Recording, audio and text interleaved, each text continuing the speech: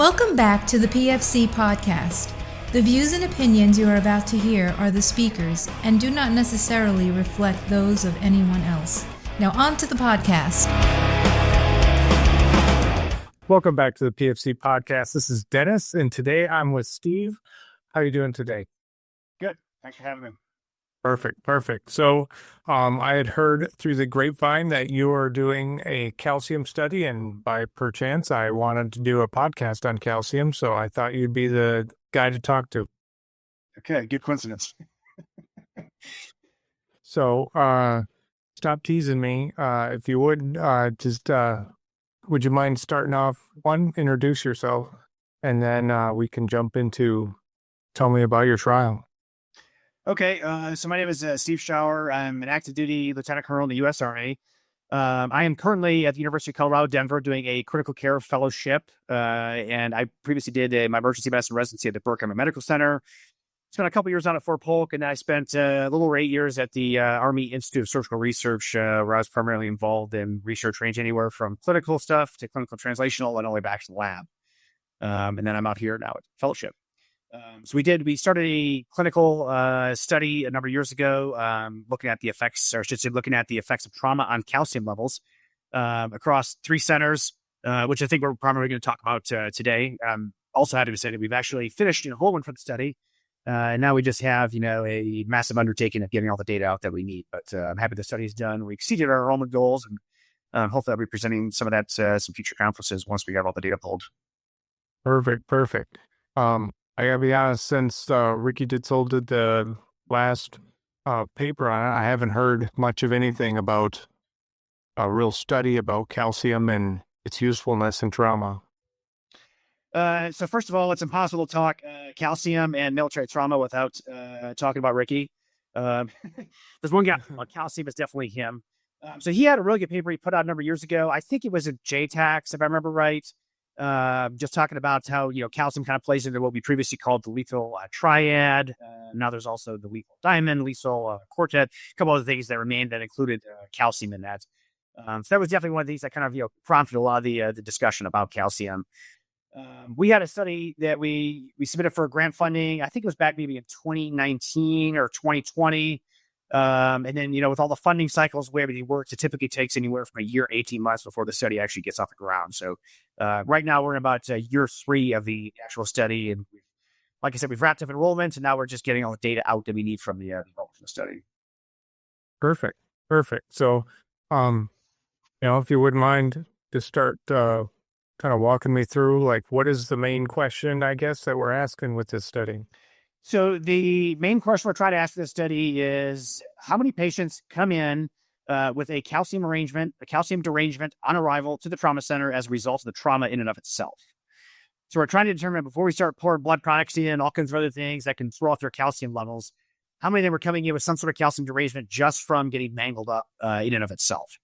So the study is taking place at 3 different trauma centers, all 3 level 1 trauma centers. The Burke Medical Center, which is the DOD's only level 1 trauma center, and also it's a public trauma center that takes trauma from all across the Southwest region of Texas. The University of Texas Health San Antonio, which is the other trauma center right across the other side of San Antonio, another big receiving level 1 trauma center.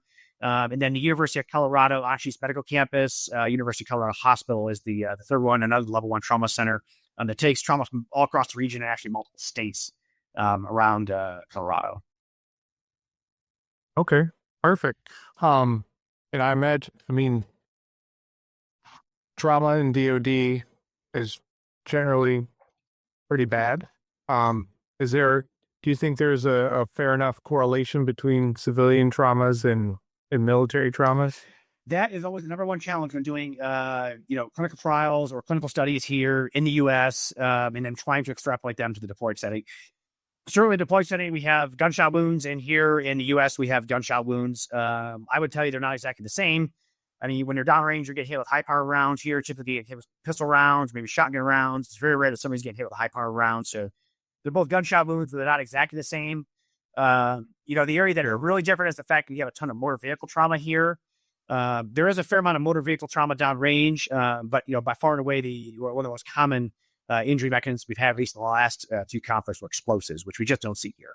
And explosive trauma is like this weird conglomeration of both like blunt and penetrating and crush trauma all at the same time. So there's always that limitation with any type of research we do here in the US and trying to extrapolate it to the deploy setting is that we just don't have the exact same mechanisms of injury.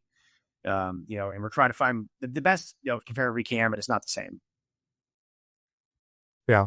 I mean, and so I guess, would you correlate that with like an injury severity score or I guess, how would you kind of map that out? So I'll tell you the DODTR uses injury severity score. The National Trauma Registry uses injury severity score, but the injury severity score is not a good score for military trauma.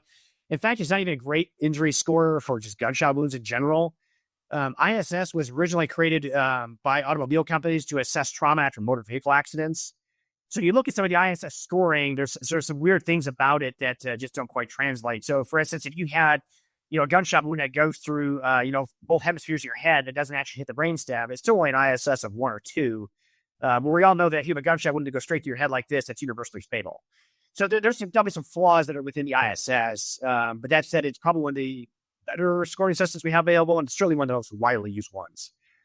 Some people have developed, military specific ones, but then the question is how you take that military specific one and then try and apply to civilian trauma is also hard. So there's a little bit of language mismatch that's happening here in terms of some of your injury severity score, but for now, that's kind of the best we have.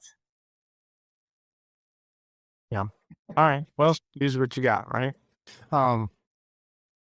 So also, I would imagine, you're talking about, patient on arrival to the ER, right? We're starting to get our I-stats, drawing our calciums, and we're going to follow them at some kind of interval throughout their stay. Pre-hospital, I would imagine, is going to affect that value in some way, either with crystalloids or some systems, they do pre-hospital blood. Are you going to have to kind of, I wouldn't say filter that out or categorize that in a special way, so that I can get consistent numbers across the board? I don't know if that makes sense, but it does. There's several different ways we can try and account for that. So first of all, there's some natural variability between the sites. So UT Health San Antonio and BAMC also in San Antonio. A lot of people are probably aware San Antonio has like a very robust pre-hospital whole blood program, probably the best in the country. And so there's a fair number of patients that are going to come in that are going to receive some product before they get to the ED. We knew that going into this. And obviously you can't, withhold product from somebody pre-hospital that's hypotense, just the name of trying to get their calcium level on arrival. So, we have to work with the limitations of the system we're in and within, some ethical boundaries as well. And so we already know coming in that some of the patients are going to receive blood, but it's typically can be very minimal. It's very unusual for a patient to get more than 1 unit pre-hospital before they arrive. So at most, they're going to have maybe 1 unit in. And we're still going to have a ton of patients that were brought in by trucks that may not have necessarily had blood on the truck. So we can certainly separate out the 2 groups. That's very easy to do. You just simply look at them and you say, okay, this group here got 1 unit or 2 units of pre-hospital whole blood. This group here didn't. Is really been a big difference between these 2 groups, which is probably an important question to figure out exactly how much that pre-hospital whole blood really has an effect on calcium. So that's one question right there we're going to answer just by comparing those 2 groups. The second thing is that, at least here in Denver, where I'm at now, the University of Colorado, the system here, they don't yet have a pre-hospital whole blood program. They're going to have one here pretty soon, but it's not a matter of routine that they're receiving blood products pre-hospital. So you're also going to have some natural variability between the sites and the fact that San Antonio has the, very large on the first whole blood programs pre-hospital, and then here they haven't yet launched it. And by the time they launch it, our enrollment's going to be done because our enrollment finished up last month or so. So we're going to have some natural variability between the sites for when you're going to, have patients getting calcium, patients not getting calcium. So we should have plenty of people in both groups to get good comparisons and give you actual good numbers between those 2. There's also statistical methods you can use to kind of adjust for those units of blood they've received and make an estimate based on the adjustment as to what their calcium level probably would have been had they not received that unit of blood. Okay. Now, that's definitely pre-hospital. Once they get into hospital, I don't know how popular or how broadly used whole blood is versus component therapy. I know we've been talking about, the benefits of whole blood, but I don't know how far that's spread out through civilian medicine. especially when you're talking about component therapy, like the citrate levels are going to be a lot different. The amount of colloid or crystalloid is going to be different just because, they're adding into each of those components. So, I mean, is there a way that you're going to have a third column where they got pre-hospital blood, and then once they get to hospital, they're getting component therapy or they're getting whole blood, and that stuff, I would imagine, is going to get hard to track after a while. So the way we're doing the draws for this study, and this is the prospective study, so we were able to control when the blood draws happen. So the most important blood draw we're going to have is the blood draw as soon as they hit the trauma bay before they get any blood products. So if they don't already have vascular access and we can't get vascular access, we're about to start pouring product through an IO.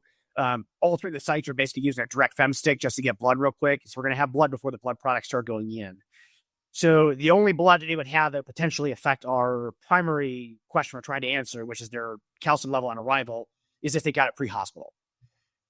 Now we're doing it as well as a secondary outcome is we're looking at calcium levels throughout the first 24 hours of their hospital stay. So roughly every 6 hours, we're getting a blood draw that's going to happen over the course of 24 hours. So from the time of arrival before they get any product through the 24 hours that we're pouring product and crystalloid and calcium and TXA and all kinds of other stuff in, we're going to plot out their calcium values in relation to all the other things they've gotten in terms of timing, in terms of dosing, and how often they have, major fluctuations in terms of the relation to those interventions.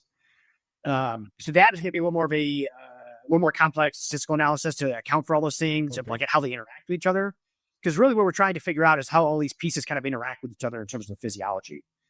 So, I mean, we think we know that pouring blood product in causes their calcium to go down. We don't really know how much it happens. And also, a lot of the measurements and stuff that assessments have been done have been in very limited aliquots of blood. We don't know what's happening when you have this giant mess of like product and whole blood and crystalloid all get poured in at once. And then some calcium chaser and all kinds of other stuff. So what we're really trying to assess is how all those different things are going to interact with each other in terms of your calcium levels and certainly in terms of your outcomes. But like I said, our primary outcome is really looking at that arrival calcium, which we'll have before any product starts going in. At least from us. Okay. All right. Perfect. Because I imagine, when you're replacing a person's blood volume 2 or 3 times over with a major trauma, probably going to throw off what their normal numbers are, I would guess. Yeah. And then certainly you're going to have other things happening there, like tissue ischemia and tissue reperfusion and all those things that we don't necessarily know how it's going to affect the calcium once it interacts with the blood that we're pouring in, which, oh, by the way, this blood is of, varying age and also coming from a bunch of different donors who are all different, health status and all kinds of things that factor into how blood works once it gets inside of you.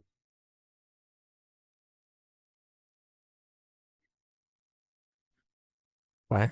Now, how many people or patients are you expecting to collect in order to finally say, like, okay, like we have enough numbers? So that's a little bit of a complex question. So initially, when we had designed this study, we had anticipated that we were going to be able to get our calcium values on arrival and then our calcium values all throughout that 24 hours.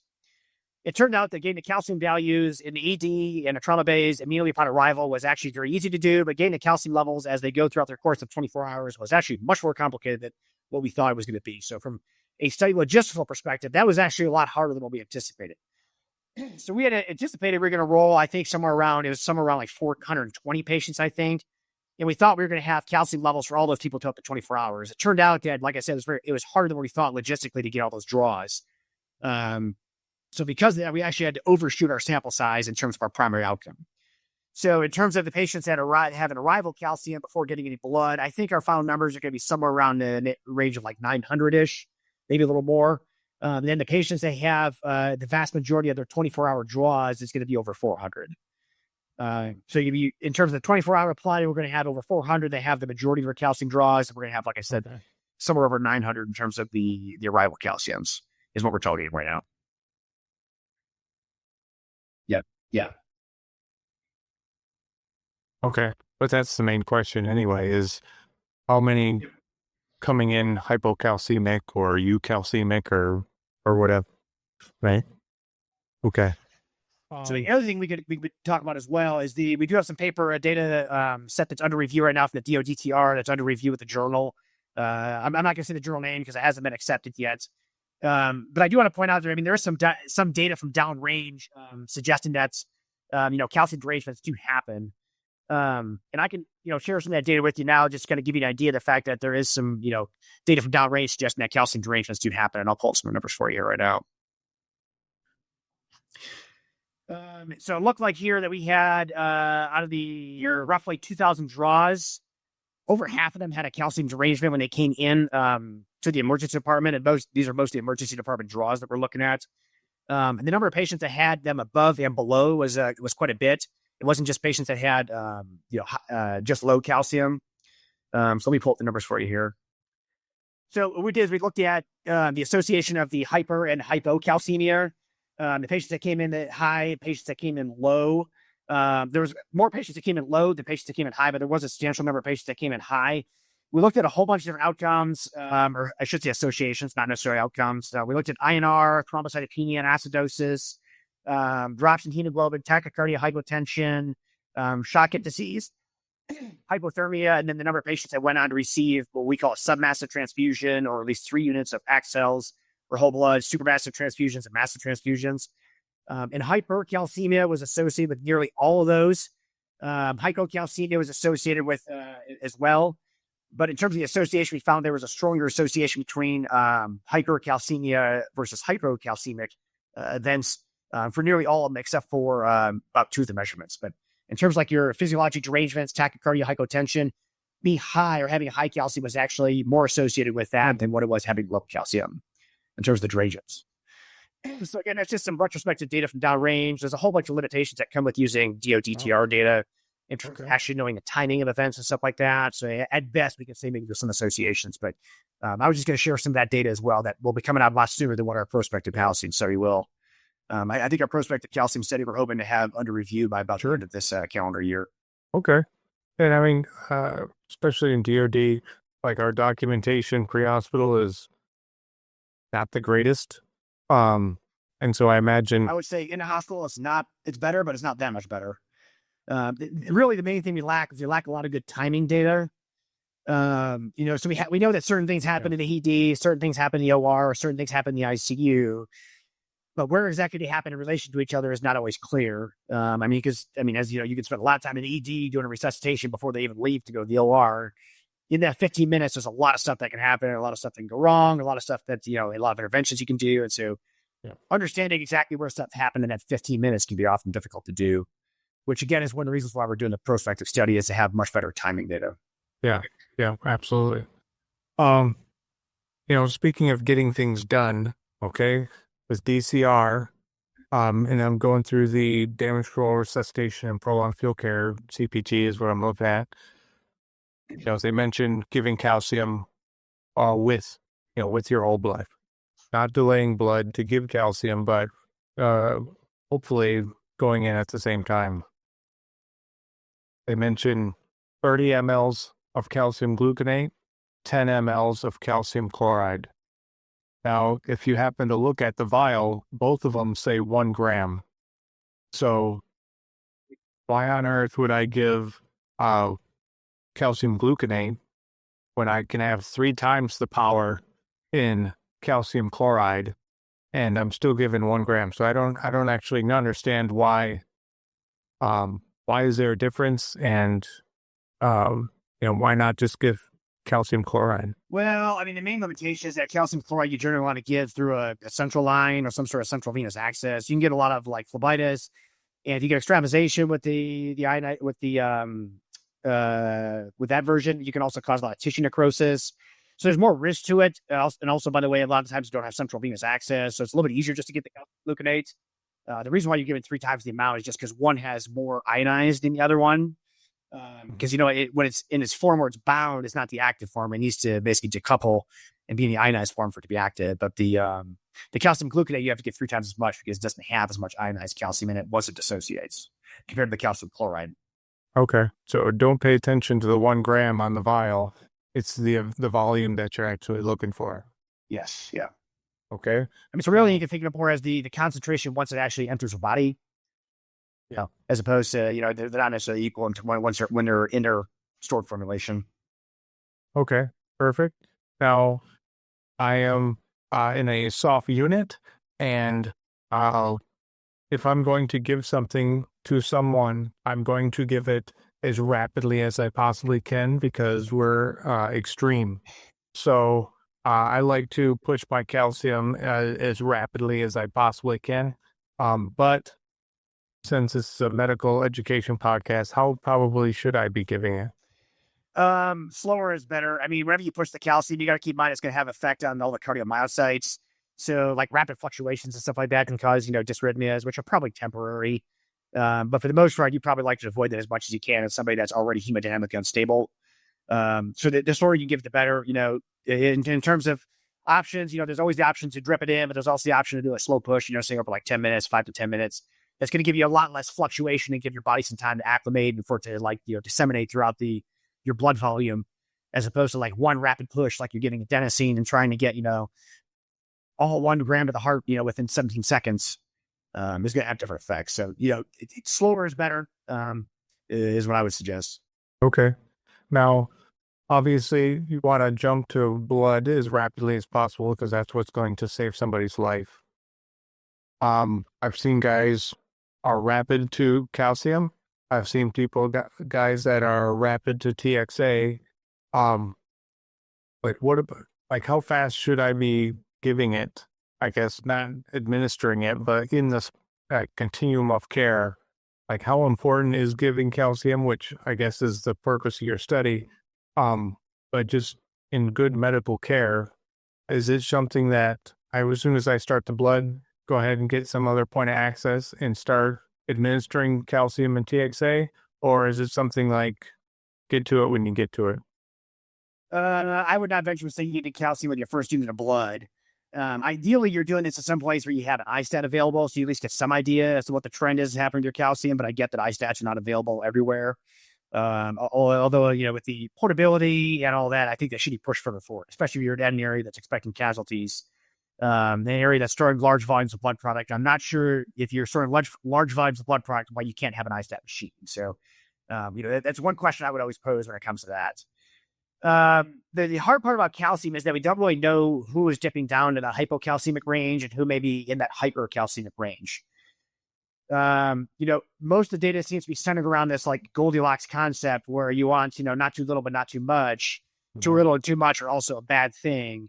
It's not necessarily one of those things where, if some is good, more must be better when it comes to calcium. I think most of the data so far, and probably what our data is going to show, is that keeping it within that sweet spot of like a normal calcium is where you get the optimum physiologic benefits. At some point, you're going to fall off the back end of that cliff. You're going to start losing the benefit as you start to push more calcium in. The problem is that we don't really know who those people are just by looking at them. There's not like a calc oximeter, like a pulse oximeter, where you just put the thing on their finger and it tells you, in real time what their calcium is.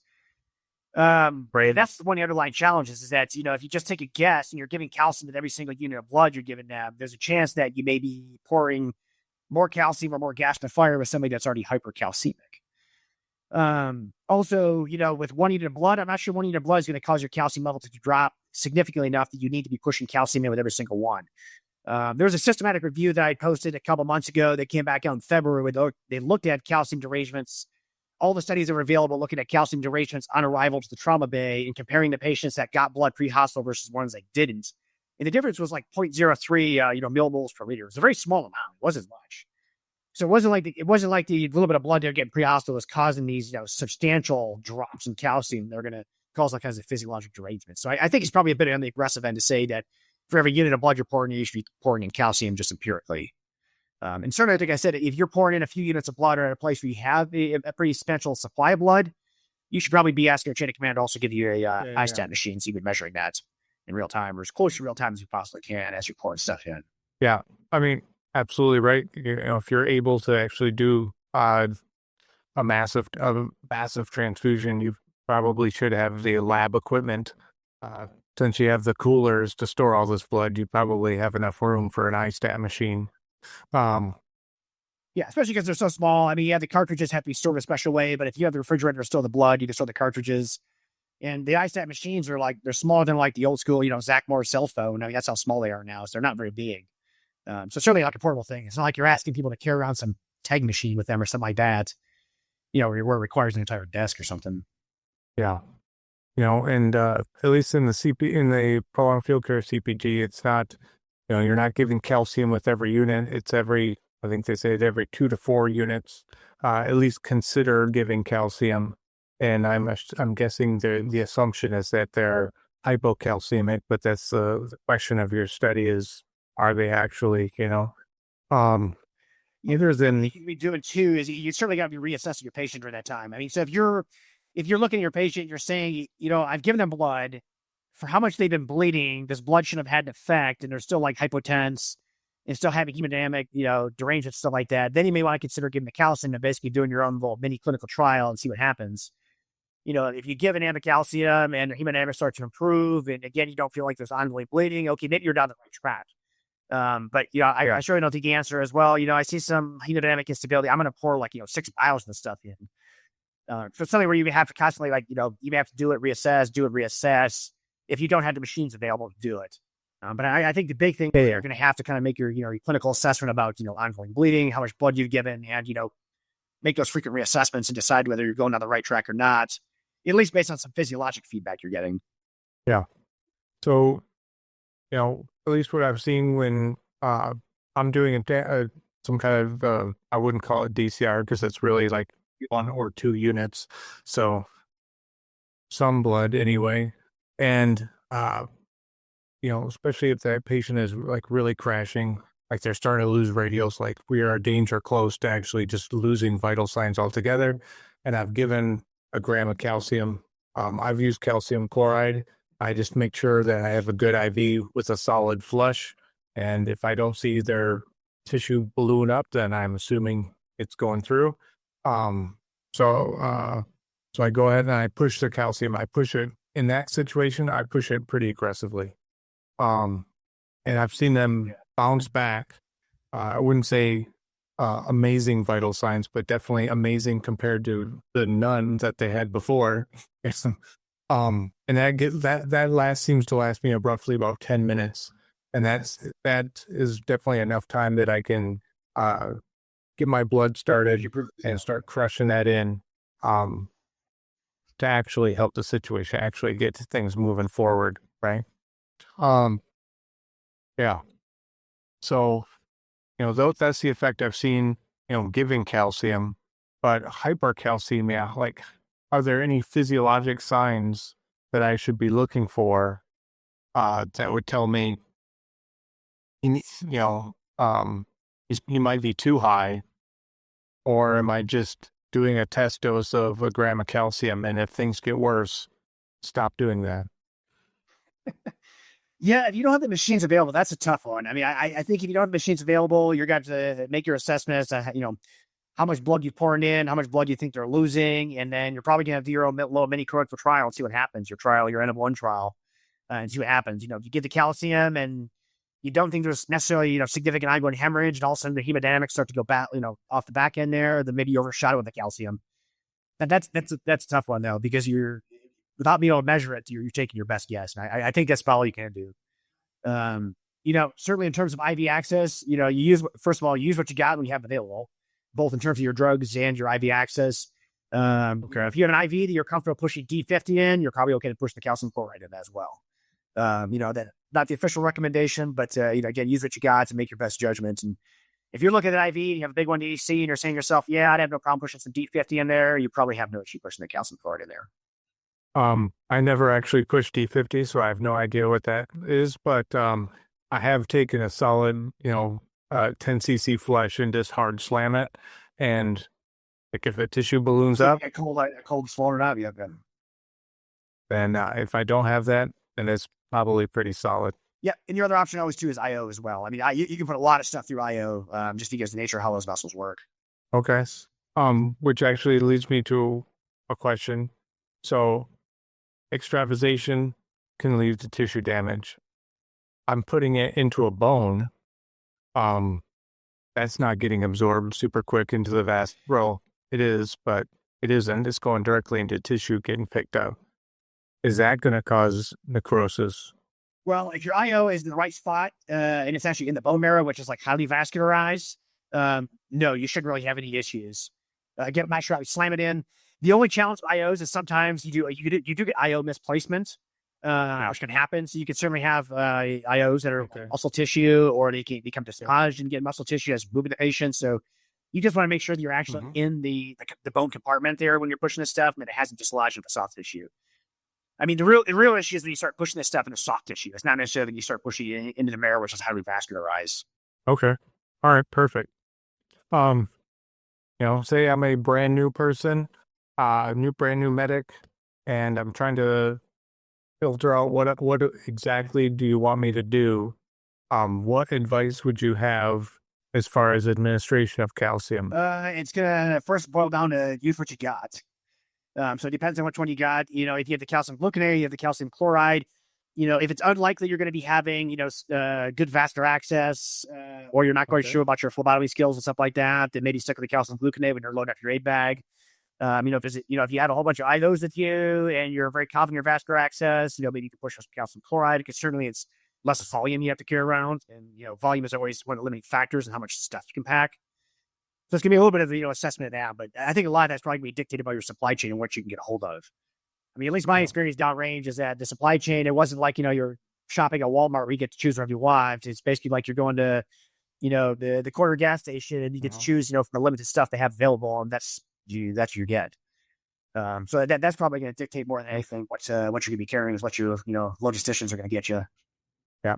No, you're absolutely right. And generally, it seems like no medical direction whatsoever goes into what the logisticians give you.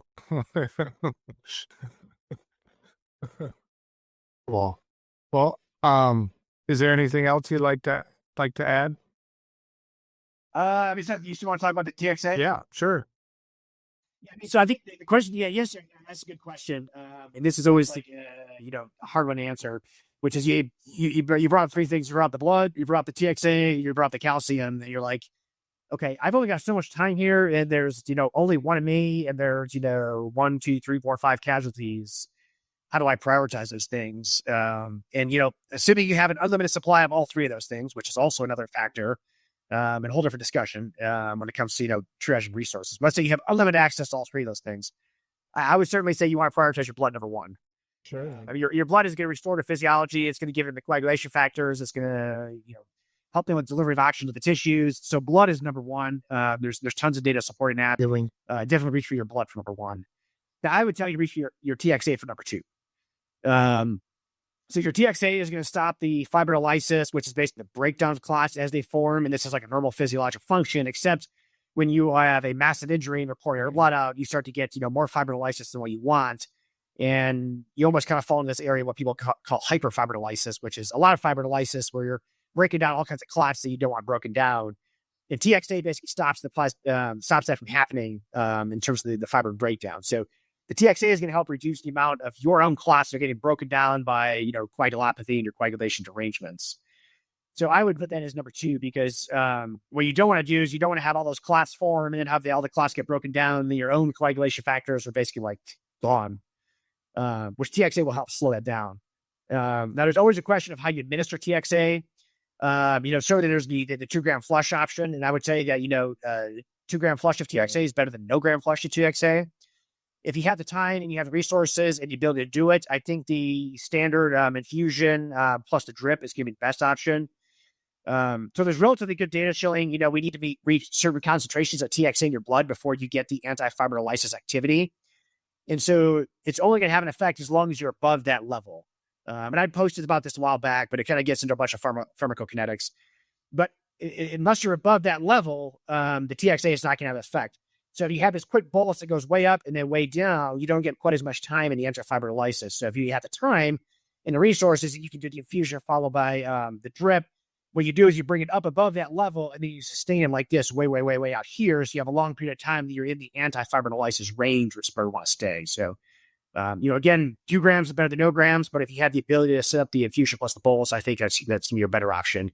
And all of the major clinical trials right now, we support that because nobody's done a big clinical trial looking at, flush options.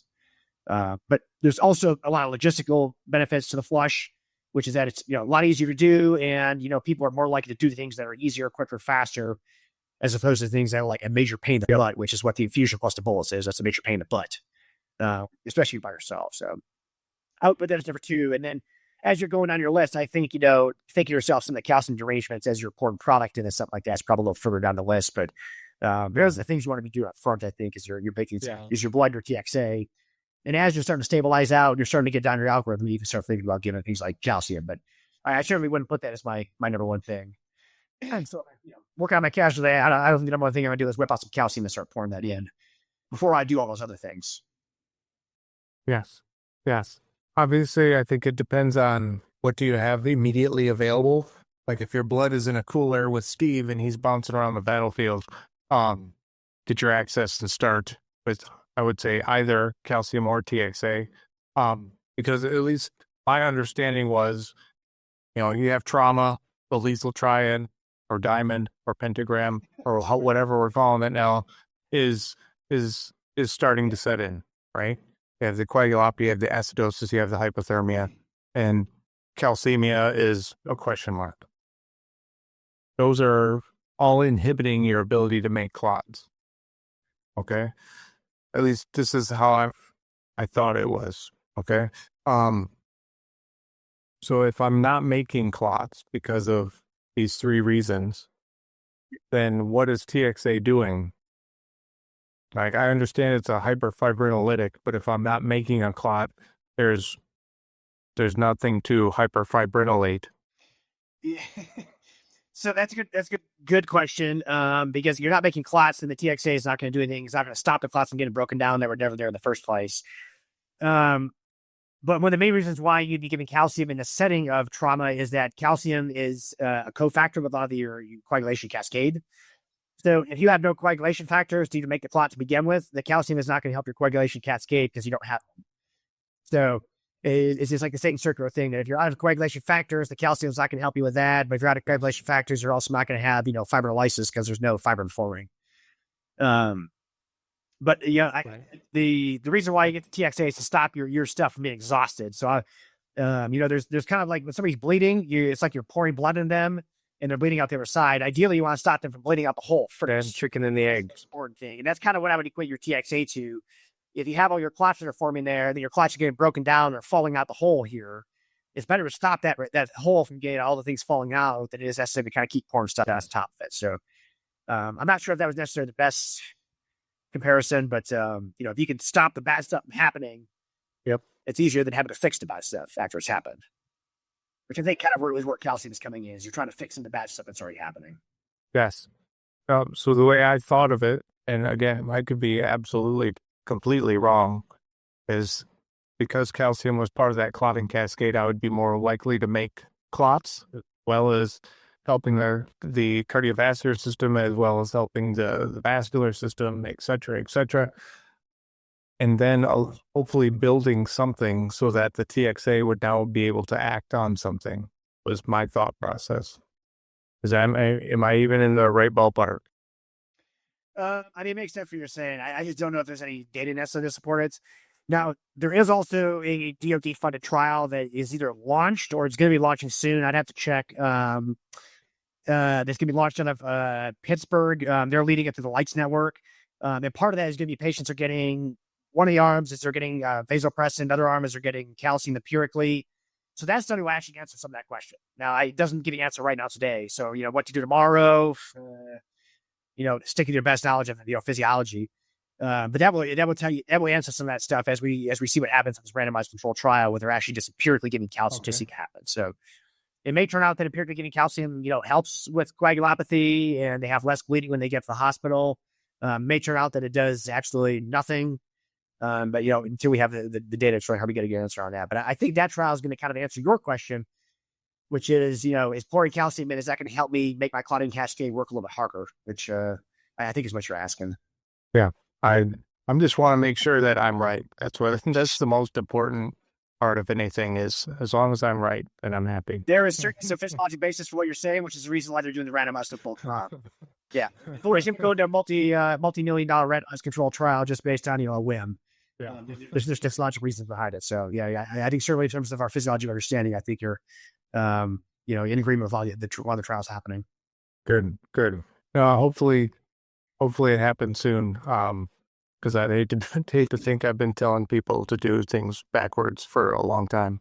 So, If you're ever telling people to do things backwards for a very long time, then it means you probably just haven't been in medicine long enough, because there's so many things that change over the years. And then the flip side of that is, if like you've been doing the same thing your entire career, you probably got to be asking yourself, like, am I out of date here on something I'm doing? Yeah. That's the thing about medicine, is like everything keeps changing. So there's stuff that, I taught our residents 7-8 years ago that I wouldn't even think about teaching now. And the stuff I learned in residency that I'm like, man, that was crazy we used to do that. Yeah. Well, like you said, everything keeps evolving, right? Yeah. Is there anything else that you'd like to add? No, I appreciate you having me. Like I said, I'm hoping we'll have some data, under review by the end of this year. Certainly if you invite me back, I'm happy to come talk about it once I actually have the data in hand. And I can give you some much more concrete numbers. I'm happy to share those with you guys. I know you have a very large audience of the people that I am trying to reach with this data. So the more people I get this data out to, the better. I know that not everyone wants to, dive into the deep rabbit hole of PubMed every time they're answering a question. Perfect. If I can get this out on either podcasts or social media, it's the audience I'm looking for, which is all people that follow you. The more the better. Yeah, perfect. Well, Steve, thank you very much for coming on and walking me through this.